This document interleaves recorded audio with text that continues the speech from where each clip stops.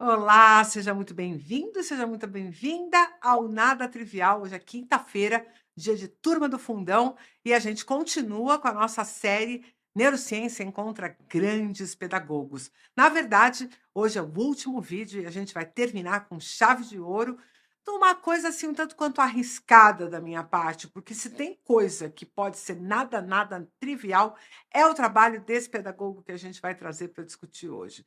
E eu vou já pedindo desculpas para os grandes estudiosos, porque definitivamente não é possível uma neurocientista falar sobre esse pedagogo com propriedade.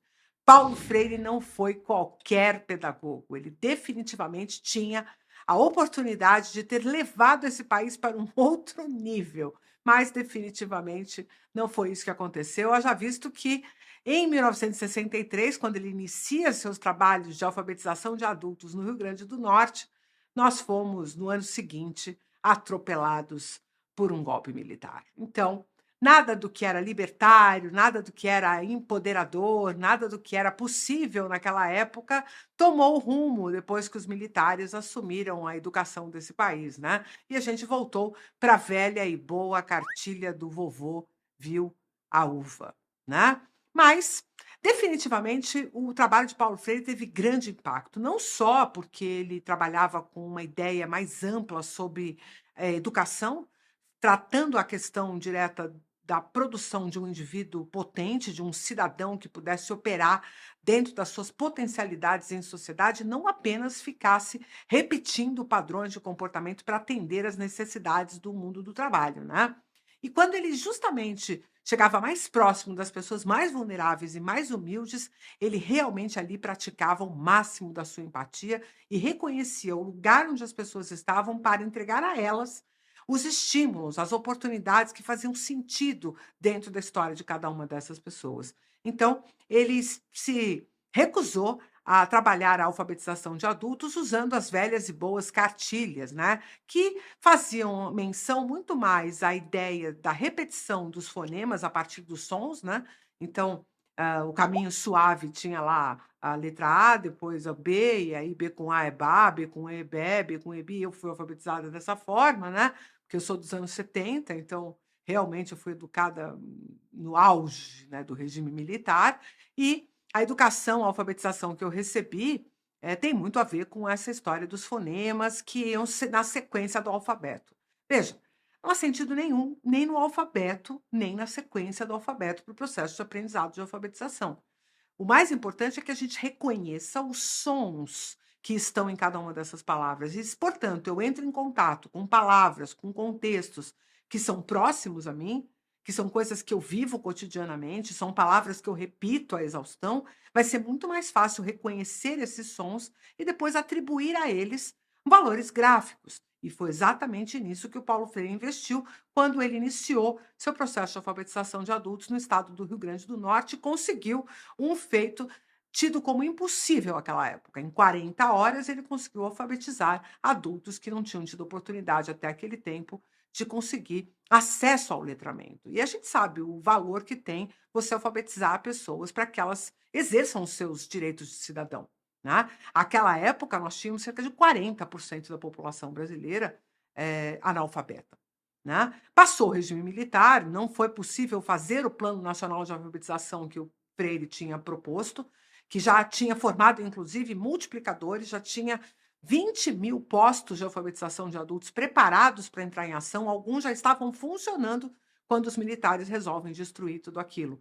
Porque, no fundo, eles entendiam aquelas ideias, né, acerca de dar aos indivíduos o poder, a liberdade, a cidadania, um pouco anacrônicas para quem estava querendo controlar um poder conseguido de forma absolutamente inadequada. Né? Então, é engraçado falar disso nesses tempos onde a gente recentemente viu alguma tentativa parecida com isso, né? Mas como eu não gosto muito de trazer política para cá, deixa eu voltar para o lugar onde importa para a gente, que é como a neurociência vê isso. E surpreenda-se, a neurociência adora o pensamento do Paulo Freire.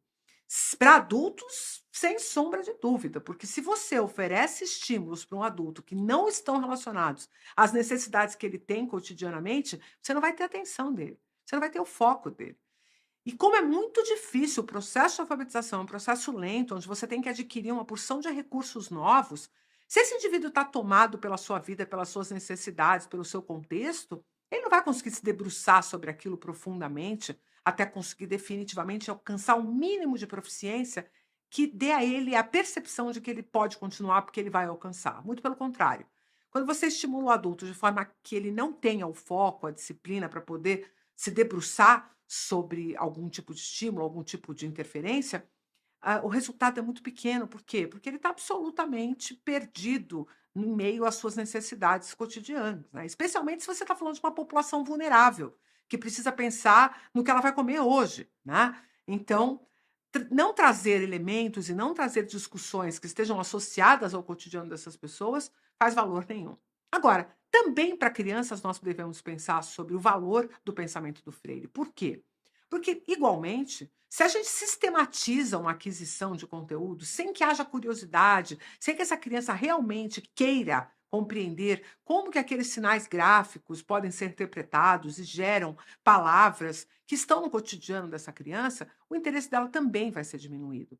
E aí, se a gente não opta por um mecanismo de alfabetização que seja inclusivo, quer dizer, todas as crianças poderiam evoluir com ele, nós vamos acabar muito precocemente separando, né, quem consegue se alfabetizar, mesmo né, a revelia do método, porque, independentemente do método, algumas pessoas, algumas crianças com muita curiosidade, com muita potência, com muito desejo, acabam se alfabetizando, né?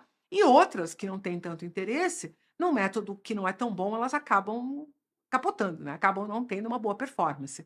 E aí a gente vai dizer que o problema é da criança e não do método. E quando a gente pensa em neurociência, a gente começa a entender que é muito importante que a criança perceba a correlação que existe entre o som e o sinal gráfico. Portanto, a neurociência apoia fortemente o método fônico. E aí, de alguma forma, isso nos aproxima de Paulo Freire. Por quê? Obviamente, aquelas palavras que são gerativas, né, as palavras que conseguem gerar esse interesse e que permitem que o indivíduo trabalhe com elas, são as palavras mais comuns, as palavras que têm interesse. E aí eu pego o som, porque eu estou muito apropriada por esse som, e faço a analogia com o sinal gráfico. Então, hoje, a neurociência aporta, né, suporta muito as ideias associadas ao método fônico da alfabetização, porque, de alguma forma, ela guarda correlação com essa ideia de você apresentar para o indivíduo sons, circunstâncias que já fazem parte do cotidiano dele, e não simplesmente uma sequência, né, alfabética. Inclusive, por falar em sequência alfabética, eu já ando pensando assim, exatamente por que que nós temos que ensinar o alfabeto para as crianças. No passado tinha muito a ver com categorização, com a gente poder acionar uma palavra no dicionário, ou para a gente poder arrumar as coisas em ordem alfabética. Mas com tanta tecnologia e tanta inteligência artificial, será que a gente precisa continuar usando o alfabeto? Ele é útil em que medida, né?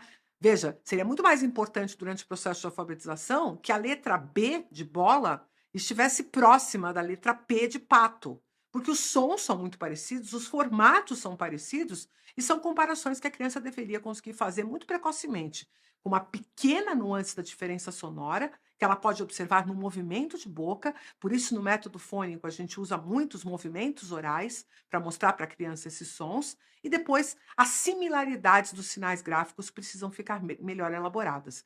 Então, veja bem, Paulo Freire é muito maior do que o método de alfabetização ou esta ideia que eu trouxe aqui. Mas eu, aqui no Nada Trivial, não consigo ir muito mais longe do que isso, até mesmo porque seria uma afronta querer reduzir tudo que Paulo Freire propôs e tudo que Paulo Freire nos orientou em relação à educação à luz da neurociência. Ele é muito maior do que tudo isso. Mas, no que diz respeito à alfabetização, obviamente é possível a gente dizer, e ele não precisa que eu diga isso, mas Paulo Freire, muito obrigado por nos alertar para a necessidade de ter empatia na educação. Nisso, você é 100%.